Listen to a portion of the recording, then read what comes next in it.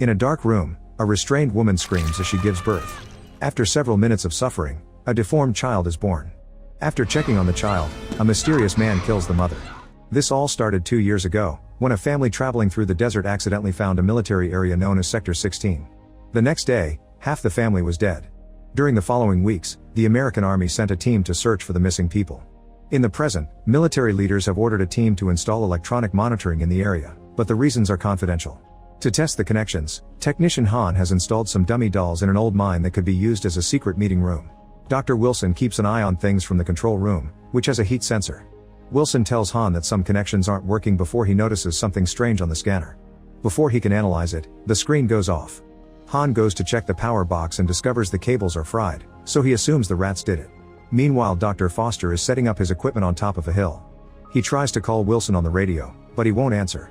Then he tries to contact Han, but he's lying dead in the mine with all his intestines out. When Foster turns around, he's shocked to see a mutated man eating a snake. Foster tries to communicate, but the mutant is more amused by his bag zipper. Suddenly the man starts growling a weird word. It takes Foster a few seconds to realize he's saying run away, and by then it's too late. Someone attacks him from behind and kills him. Colonel Redding hears the screaming, so he goes looking for Foster while calling his name. Suddenly a mutant appears behind him and stabs him with a rod before throwing him down the hill.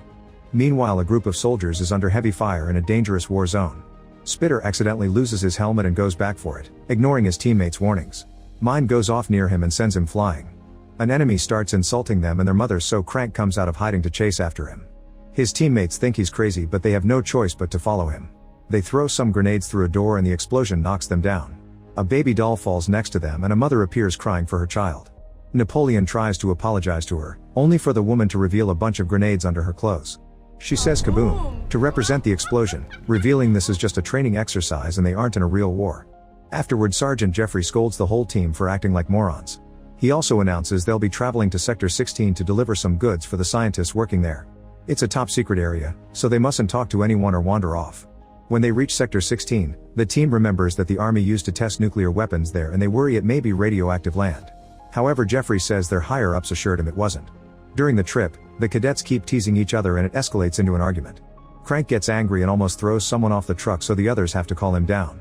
When they finally reach the scientists' camp, they don't find a single person. They try the radios, but there's no answer. They don't notice someone watching from behind the rocks. Crank opens the door to the mine and is startled by a bunch of bats flying out. They find a satellite phone, however it's been destroyed. Suddenly a truck radio receives a transmission from a man asking for help. He says he's up the hill, but before he can add more details, the call ends. At that moment the team sees a signal mirror on the hill and Jeffrey announces that they're going on a rescue mission. Napoleon thinks it's a bad idea to leave without contacting the base first, so Jeffrey punishes him by making him guard the bathroom on one leg. On their way out, Jeffrey notices Amber flirting and makes her stay too, telling her to keep trying the radio. Amber follows orders and is surprised to hear a hello on the other end, but nothing else. As the group goes up the hill, Mickey accidentally steps on a hidden hole and falls. The others rush to rescue him and get him out just in time. Throwing a rock into the hole tells them it must be around 100 miles deep or 100 years old. Mickey's ankle is injured, so Jeffrey sends him back to camp.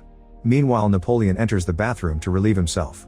Suddenly he hears a weird sound and a hand appears in the toilet to grab his leg. Napoleon screams and immediately comes out in panic. Amber is skeptical of his story and takes a closer look, only for a whole arm to appear in the excrement. Both cadets scream and close the door as a man climbs out of the toilet, asking for help. The soldiers take him out and discover it's Wilson, who has strange cuts on his trembling body. Wilson whispers they are here before he dies. Napoleon realizes someone cut him, so he would die slowly from an infection. After washing up, the duo tries to contact Jeffrey, but the radio is still useless. At that moment they see some smoke and are shocked to discover someone has set their truck on fire. Amber notices her rifle is missing and decides to go looking for her team to warn them, but Napoleon chooses to stay. After taking just a few steps, Amber hears a noise and suddenly a zombie jumps on her from behind. She tries to defend herself, but the mutant is much stronger and throws her down. Then Amber hits him with a rock, only for the mutant to attack back with a blade.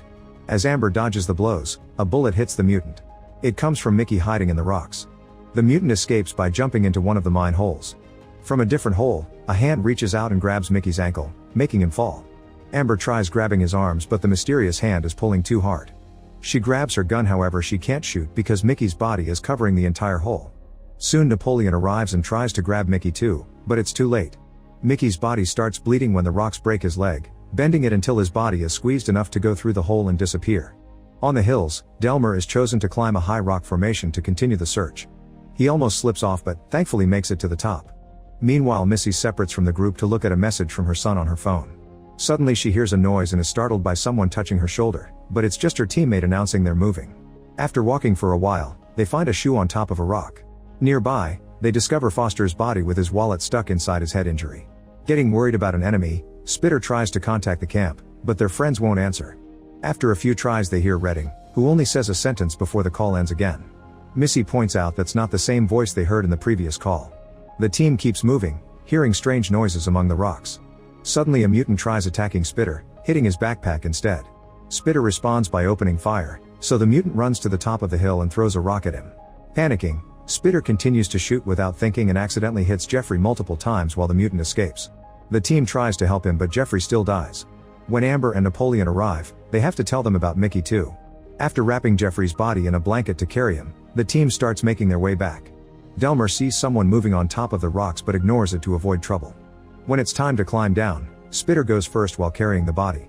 At first it goes well, but suddenly the rope breaks and Spitter falls to his death. Crank blames Napoleon for making a bad knot, however Delmer notices that the rope was cut. They also discover that all their spare ropes are gone. The team starts looking for a path that can take them down safely, but they only find dead ends. When they hear another noise, they follow it until they find Redding, who is barely alive. They try to take care of his wounds but Redding snaps at them and laughs. Then they hear screaming in the distance and everyone gets ready to shoot. When they turn around, they find Redding standing with a gun in his hand.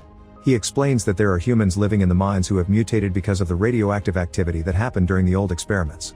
These mutants kill all men but keep women for breeding.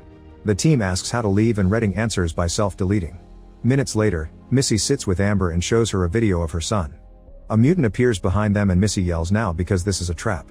The guys open fire and quickly shoot the mutant to death. Afterward Missy moves behind a rock to relieve herself, not noticing the mutant behind her because his rock-like skin allows him to camouflage.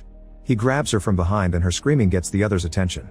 They run down a path and see the mutant taking her into the mines. When the team enters the mine too, Stump thinks this is a bad idea, so he leaves the cave and promises to come back with help. The group continues to search the mine, unaware of someone watching from the shadows. They find a dead end and Missy's phone on the ground. Using their flashlights, they realize some metal sheets are covering a tunnel, so Delmer slides down and kicks the rocks blocking it to reach the lower level. Seeing it safe, the rest of the team slides down too. Amber freaks out when a spider appears on her arm but she manages to make it through. Meanwhile Stump is going down the hill when he hears someone nearby. Rocks start falling around him as he continues to hear the creepy noises. After dodging them, a nervous Stump decides to climb down without a rope. It's very dangerous so he has to move slowly. Midway, he finds a tunnel in the wall and calls for his friends, but nobody answers. When he tries to leave, a mutant appears in the tunnel and cuts his hand to make him fall to his death. In the mine, the team follows a breeze that takes them to a hole in the wall. They look out and see their dead friends, which means this is where the mutant cut the rope. The next tunnel is filled with water, so they can't see the ground well. Amber decides to save a bullet in her pocket in case she needs to self-delete in an emergency. She accidentally steps into a pit and when Napoleon tries to grab her, he falls to the next level too. The water drains through the pit and Crank and Delmer look down to confirm his friends are alright. They have no choice but to keep moving in two groups. The mutant holding Missy is down there, but he hides before they can see him. Delmer and Crank find their path blocked by another hole. Crank decides to make a big jump but he barely manages to hold on to the other side. As he starts to slip, Delmer also jumps and actually makes it. Then he brings Crank up. On this side of the hole there's a beam that they use to go down safely. In a room full of dusty objects, the mutant drops Missy and says he wants Mama Pretty. Missy spits on his face and the furious mutant calls her a slur before throwing her on the bed. She tries to defend herself but he strikes her down. He tastes her blood and calls it sweet before inserting his tongue into her mouth. Missy bites a piece of tongue off and kicks the mutant in the groin, then she tries to run away. Unfortunately a big mutant appears at the door and knocks her down. The first creature apologizes and calls him Papa before the new mutant hits him too, so he runs away. Next the big mutant announces he wants a baby and tries to take advantage of Missy. Hearing the screaming, Delmer and Crank call Missy's name while trying to find the right path. The big mutant roars and closes the door before going back to Missy to violently abuse her. Meanwhile Napoleon and Amber find Stump's headband and his hand suddenly falls near them. A mutant is sneaking around and Napoleon opens fire, but he doesn't land a single shot and runs out of bullets. Then the mutant tries to attack, so Amber grabs his head to burst one of his eyes. He tries to choke her in return, however Napoleon uses a rock to smash the mutant's head until he's dead. At that moment a blind creature appears in the tunnel so the duo slowly moves back to try to escape. As the mutant tries to follow their smell, Amber and Napoleon fall through a hatch. To their surprise, a friendly mutant closes it and tells them they're safe. Soon Crank and Delmer reach the same tunnel and their voices cause the blind mutant to open fire. Delmer gets wounded, but Crank acts fast and fires back until he brings the blind mutant down, although now both soldiers are out of ammo. Napoleon opens the hatch and brings his friends in. The mutant asks them to follow him, and after crossing a hidden passage, the group reaches a room full of bodies and the belongings of the victims. Body parts are hanging on tables and hooks or inside a fridge and a meat grinder. Amber screams when she finds Mickey's body. At that moment Delmer collapses and dies in his friend's arms. The group keeps moving while dragging Delmar's body. The mutant guides them to the entrance, but sadly the door is stuck. Amber wants to go back for Missy, but Crank thinks she's already dead. Then he sees dynamite behind a wooden door and starts ripping off the planks. The mutant says they shouldn't touch anything and runs away. When Amber decides to search for Missy anyway, Napoleon follows her. Eventually Crank enters the other room and grabs a dynamite box. However, when he brings it out, he accidentally pulls a wire that detonates the explosives. The explosion is big enough to bring down debris on Napoleon and Amber, who come back to check on his friend and find him dead. At the same time, the big mutant is tying Missy to the bed and her screams echo in the mines. Following the noise, Napoleon and Amber move through a new tunnel opened by a blast and find the army's meeting room.